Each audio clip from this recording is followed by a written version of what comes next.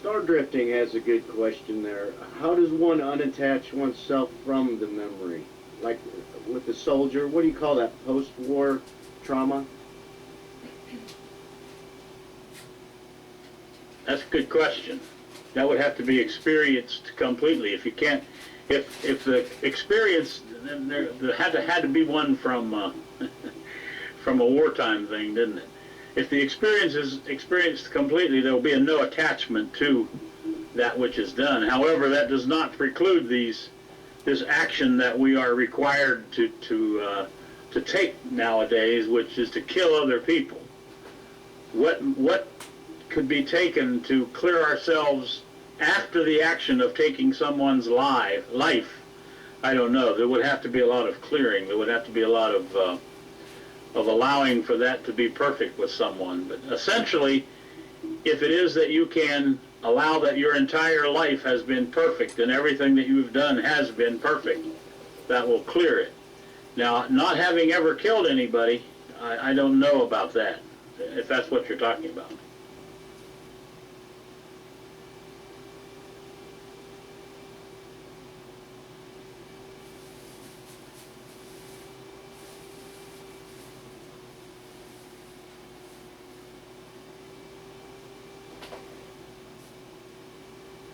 Thanks, Craig. That's one of the best things you've said in the room for a while. There wasn't any sound, Craig. At any rate, there could be a conversation about that very thing. It can happen that a cleansing can take place even from having killed someone, I'm sure.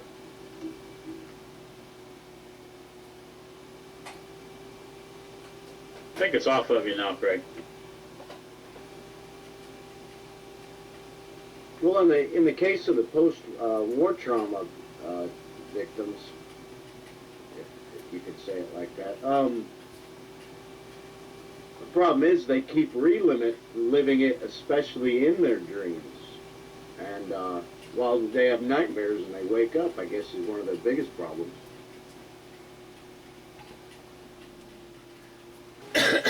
Well, it is thought that is causing the repetition of itself.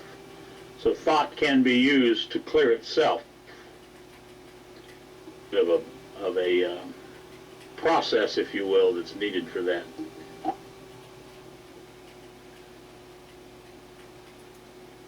Thoughts are, that's correct, oneness in Christ, to a point.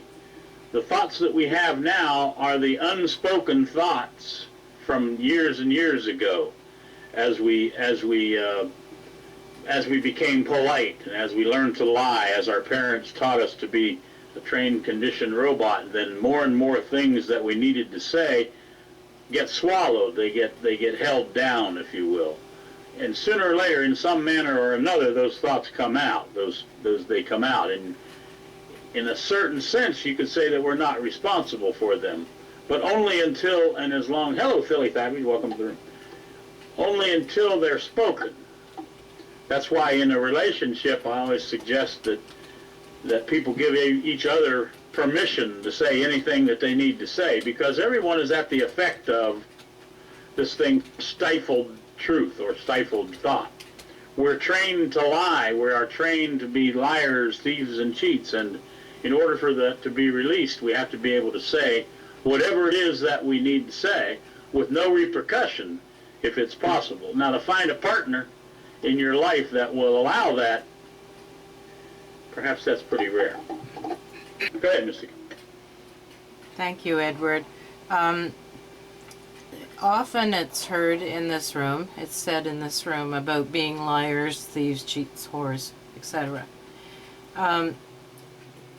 Those are labels that have definitions people normally, let's say normally associate with them, like a whore being a woman of the night or whatever. But there's more to it than that, isn't there? Could you speak on how these things actually play out in our everyday life? Well, I was just pointing to that when I was talking about being taught to be polite. And dancing around people's egos so as not to cause an argument. All sorts of ways that we have to. Well, I didn't specifically go into that part of it, but anyway, all sorts of lies that we tell in order to not begin an argument or to not hurt someone's feelings. Almost any direction that we take, if we're in a crowd, a group of people, a lie will be found, or even a truth will be offensive to somebody. Yeah, a white lie for sure. We all consider that white lies are fine. So what I'm talking about is lying as a way of being. We live our lives as a liar, as a thief, as a cheat. Hello, inner truth and pure bliss. So we are a world of 6.5 billion liars, thieves, and cheats, and we need to become that. We need to become that. Mario. Okay, well then how about continual truth and at the same time continual argument?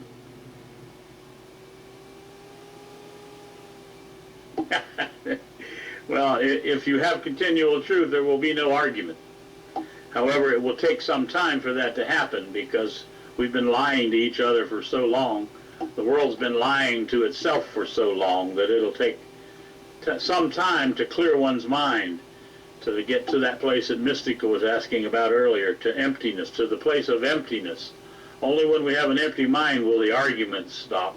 And then perhaps if we can get to that place, there won't be any more world wars. But for sure, if we don't get to that place, then there will be more world wars. Mystica. Edward, you've spoken about speaking truth as a way to clear the mind. And when we were conditioned as young people, in family, school, religion, etc., and so on, we were told to tell the truth. Do you see a distinction between speaking the truth and telling the truth? And if so, what is it? I don't know. That's an interesting question when it says to tell the truth. It means to say stay hidden. To tell the truth means to stay hidden behind the veil. Stay within. There was an old 1980s and 90s statement called the conspiracy of ineffectiveness. Remain ineffective. Speak the truth only up to a certain place. Don't go beyond that, because if the veil is lifted, if the illusion is allowed to die, then there's reality there. There's the realness of ourselves. That part, that would be called speak or tell the truth. To speak the truth would mean to say speaking through the veil, speaking through the illusion, allowing that each of us are trained, conditioned robots and becoming that which we are. That's the real secret to all of it, I say, is becoming the thing that we are. And the thing that we are is a robot. We are a group of people who go to World War I. We go to World War II. We go to Korean wars. We go to war. We kill each other. We lie to each other. We strangle each other. We rape our children and our women. We beat our women. That is who we are on this planet. Hello, Centurion. Well,